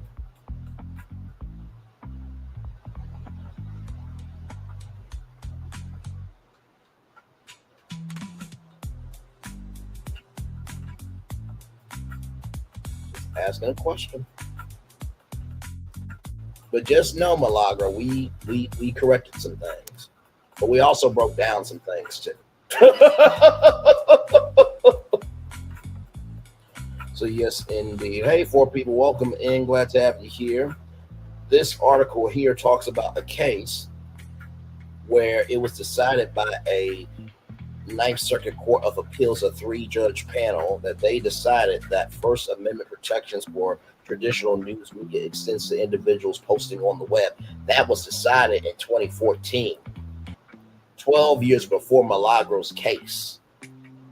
So when Milagro said what she said, it didn't mean anything. Now, a lot of people don't know about the case, right? Of course, I do my research. So, hey, 5 people, welcome in. Glad to have you here. But yes, indeed. Let me zoom out and read this article for y'all here. So, right here, the panel said it was holding the first of its kind within the 9th Circuit, though other circuit courts have held that individuals have same free speech rights as news media, right? So this case right here was between a blogger by the name of Miss Cox and Obsidian Finance Group, right? So they had a battle, this, that, and the third. Miss Cox did not deny that the post was defamatory, but she also stood on the fact that she had the right to her opinion. And so because of that, right here, a federal appeals court unanimously overturned the defamation award against a blogger Friday, ruling that First Amendment protections for traditional news media extends to individuals posting on the web. So this was decided in 2014, 12 years before Milagro's case. 12 years. 12 years. A decade and 2 years added up. So I just want to come on, give my commentary. Like I said, everything that you need to know is in my description box. And of course, I showcase each website so that way you can pause it, type it in your search bar, and you can find these same stories. Okay. So with that being said, we're going to take a little bit of a commercial break. We're going to play our theme song. We'll be back right after this. We are live on tour. Like, comment, share, subscribe. We'll be back right after this. Roll it.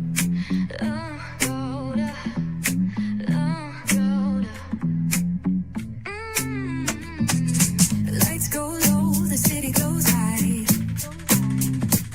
Stories untold under moonlit skies. Pray lonely, got the vibe, got the flow for the culture. Yeah, you already know. Turn it up, lean back, feel the breeze. Late night truths drifting through the trees. It's for the culture, by the culture. Pray lonely's got the soul to show ya. Breaking it down, lifting it higher. Feel the rhythm, spark the fire. Headlines flip with a soulful twist. Behind the scenes where the magic sits. It's the heartbeat of the now and the then, where the story starts and never ends. Tune in, lean and feel the groove. Every moment, a vibe you can't lose. It's for the culture, by the culture. Pray lonely's got the soul to show ya. Breaking it down, lifting it higher. Feel the rhythm, spark the fire.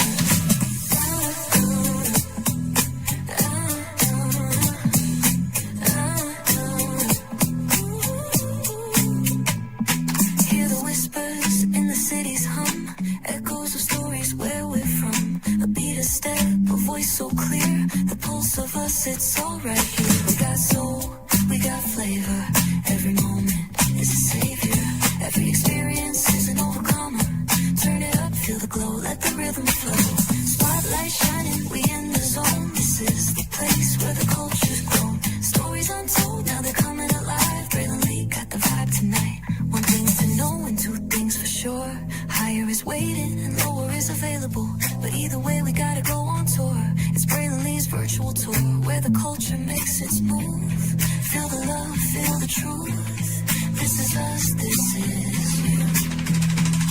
From the unknown, the unembraced and more. This show, this brand and the possibilities of what can be is all here for you. I'm just a kid from the rock, trying to be a rock for people, trying to make it best they can to become. Being move as a creator of power to lift up all of us, not just a selective few. For the culture, by the culture, here we be. Braylon Lee, bringing life to your screen. Feel the soul, feel the truth. We're free, trust and believe. It's entertainment, news done our way with. Braylon Lee, spotlight sharp like a diamond shine. We see the stars, what the stories align. Deep in the soul where the heartbeats find. The pulse of the people redefining time. Just a pro tip, people have to earn the right to hear your story, but in addition to that, people have to earn the responsibility to be a part of it.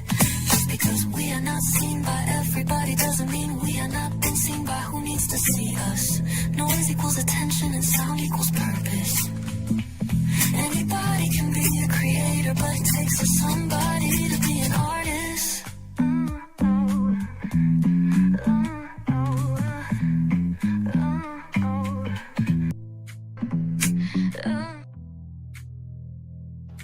And that is who I am, and that's what we are about over here. So, y'all, that's it.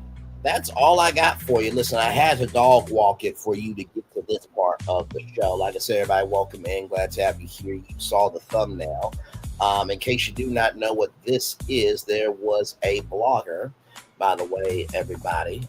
So, yes, another blogger. I know, another one. But this person here, her name was Crystal Cox, and she went after a finance group, right, called Obsidian Finance Group, an Oregon firm that advises financially troubled businesses, and Kevin D. Patrick, one of its principals, sued Cox after she accused them of fraud, corruption, and other misconduct in connection with a bankruptcy by one of Obsidian's clients.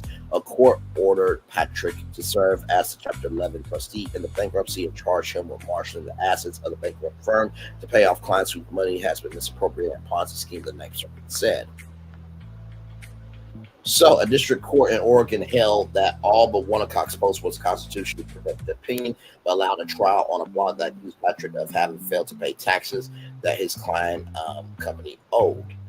Cox represented herself at the trial. The jury awarded plaintiffs a total of $2.5 million in damages. Cox appealed. She did not contest the jury's finding that her posts were false and damaged reputations, but she argued that she could not be held liable unless the jury first determined that she had acted with negligence or malice. So because of that, right, this court decided that they ruled that First Amendment protections for traditional news media extends to individuals posting on the web. This article came out January 17th of 2014. 12 years before Milagro's case, okay? 12 years before Milagro's case, this was decided. So if you want the link to this story, it's right there. Like I said, also too, you can go to Verdict, which is legal analysis and commentary by Justa, VERDICT, legal analysis and commentary from JUSTIA. The Ninth Circuit holds correctly that a blogger has the same defamation protection as a journalist. That article came out February 3rd, 2014. You can also go to the California Anti-SLAPP, SLAPP project, fighting slaps and protecting the First Amendment. Bloggers entitled to the same free speech protections as traditional journalists. That came out January 23rd, 2014. Politico, appeals court rules blogger press gets same protections by Tal Copran. January 17th, 2014. Reuters, January 17th, 2014. From Reuters, blogger gets same speech protections as traditional press. U.S. court. Like I said, January 17th, 2014 by Dan Levine from Reuters. And then, of course, by the Associated Press. USA Today court, bloggers have First Amendment protections. Associated Press, January 20th, 2014. So those are all the sources that I have on this story right here. Okay, so just know Milagro didn't do shit for new media. The mob did not do shit for new media. Everybody who support her, this doesn't do shit. Because guess what? You can still be sued as new media. I bet you this, though, let Milagro do this shit again and she'll fuck around and find out. And it was never about the money. It was about the principle of the thing. That's what a lot of people miss.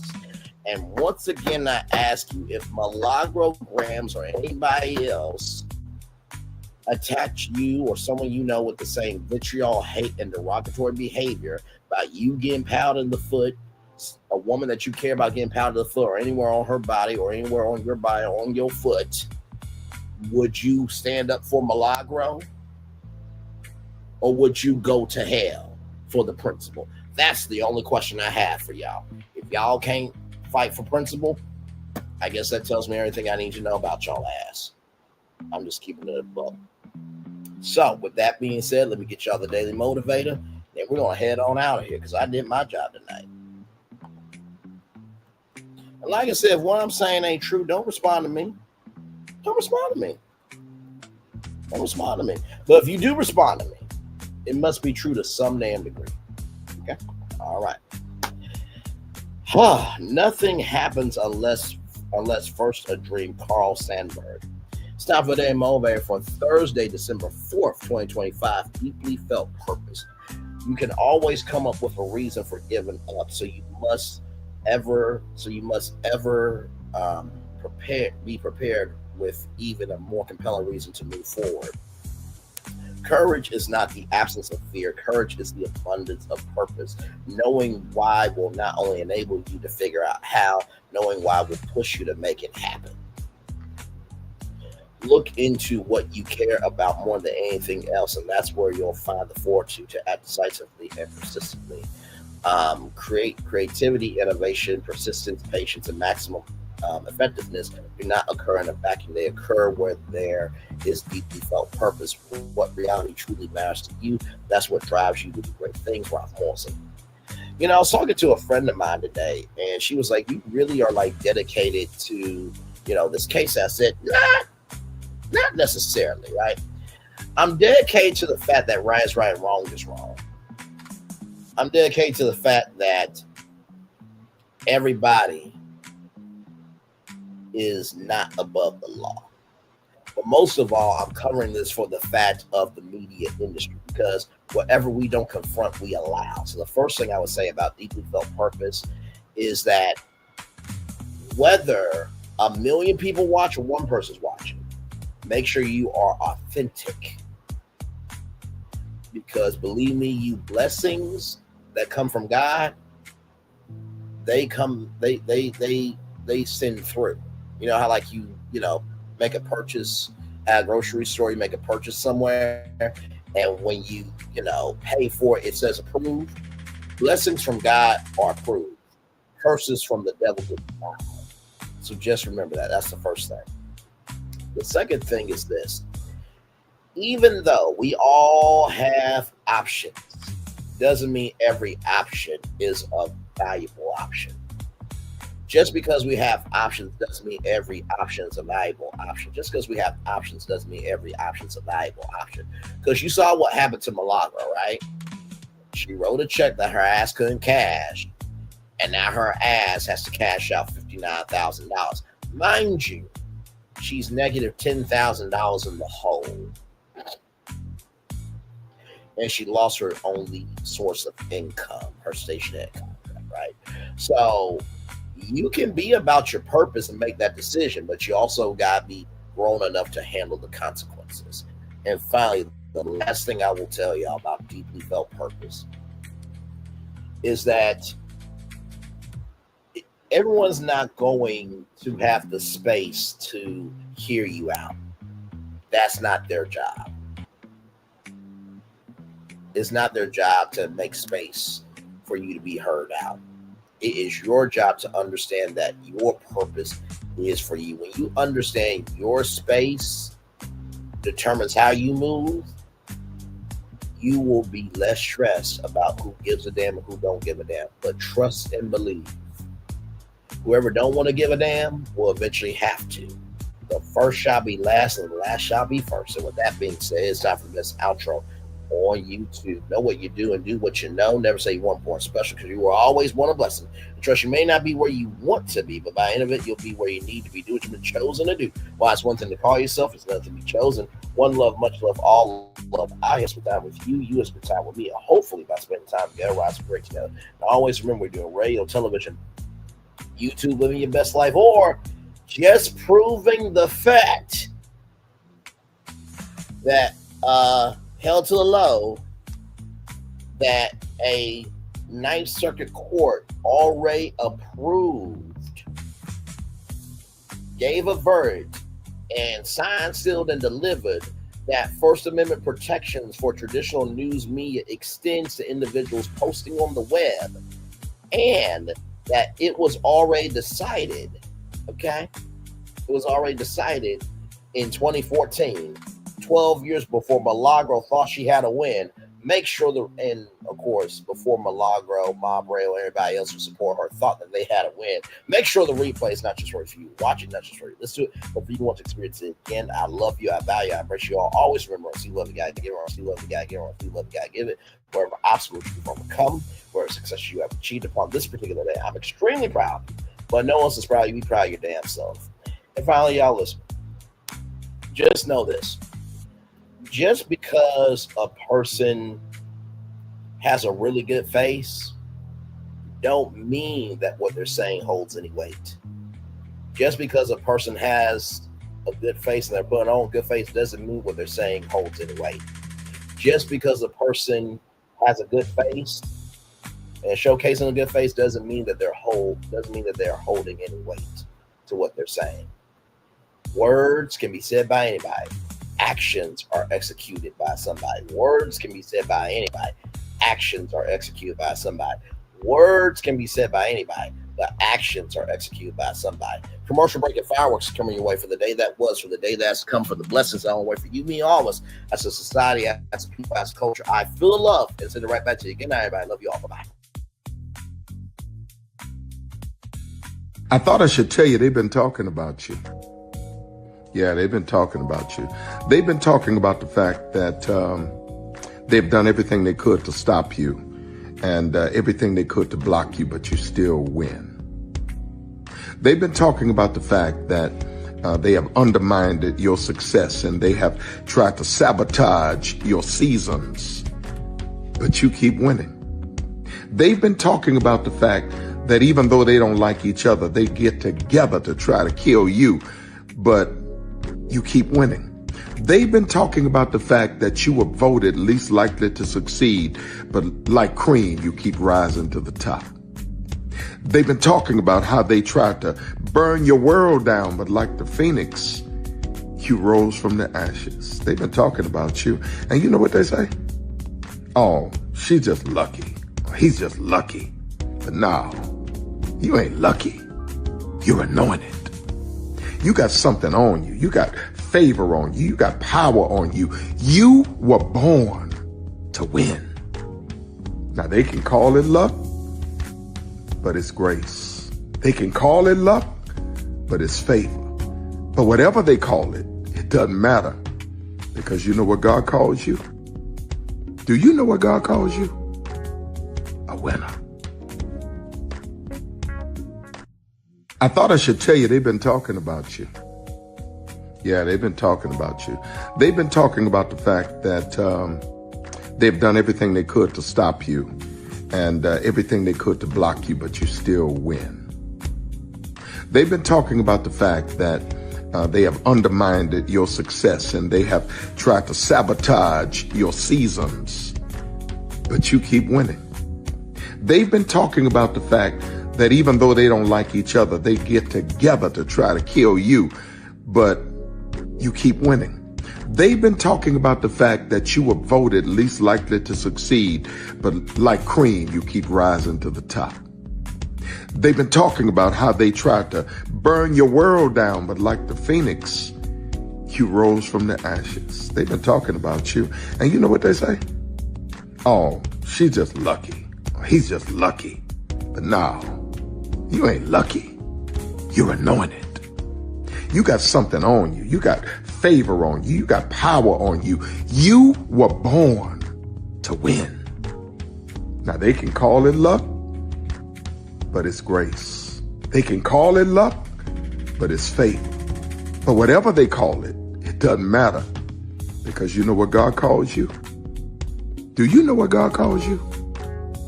A winner. I thought I should tell you they've been talking about you. Yeah, they've been talking about you. They've been talking about the fact that they've done everything they could to stop you and everything they could to block you, but you still win. They've been talking about the fact that they have undermined your success and they have tried to sabotage your seasons, but you keep winning. They've been talking about the fact that even though they don't like each other, they get together to try to kill you, but you keep winning. They've been talking about the fact that you were voted least likely to succeed, but like cream, you keep rising to the top. They've been talking about how they tried to burn your world down, but like the phoenix, you rose from the ashes. They've been talking about you. And you know what they say? Oh, she's just lucky. He's just lucky. But no, you ain't lucky. You're anointed. You got something on you. You got favor on you. You got power on you. You were born to win. Now, they can call it luck, but it's grace. They can call it luck, but it's favor. But whatever they call it, it doesn't matter, because you know what God calls you? Do you know what God calls you? A winner. I thought I should prepare for a journey beyond imagination, beyond belief, beyond anything you've experienced before. Universal Epic Universe, a new theme park where you'll step through extraordinary portals to 5 immersive worlds. Prepare for a cosmic voyage of discovery, an isle of fire-breathing excitement, a shadowy world of monsters and mystery, new wonders in the wizarding world, and a new way to play. Plus the splendor of a magnificent resort hotel overlooking the park. It's all new excitement at Universal Orlando Resort. A week's worth of vacation thrills with 4 amazing theme parks, a variety of spectacular themed hotels, and incredible dining and entertainment. It's all at Universal Orlando Resort, where you'll find new adventures every day. Explore the astonishing worlds of Universal Epic Universe at Universal Orlando Resort. Because here's the thing, a good streamer can find other content. Because here's the thing, a good streamer can find other content. Because here's the thing, a good streamer can find other content. Because here's the thing, a good streamer can find other content. Child relevant over there doing his thing, minding his GD business, staying out of trouble, trying to get the folks some positive stuff to talk about. Besides lying all the damn time. Child relevant over there doing his thing, minding his GD business, staying out of trouble, trying to get the folks some positive stuff to talk about. Besides lying all the damn time. Child relevant over there doing his thing, minding his GD business, staying out of trouble, trying to get the folks some positive stuff to talk about. Besides lying all the damn time. Child relevant over there doing his thing, minding his GD business, staying out of trouble, trying to get the folks some positive stuff to talk about. Besides lying all the damn time. Child relevant over there doing his thing, minding his GD business, staying out of trouble, trying to get the folks some positive stuff to talk about.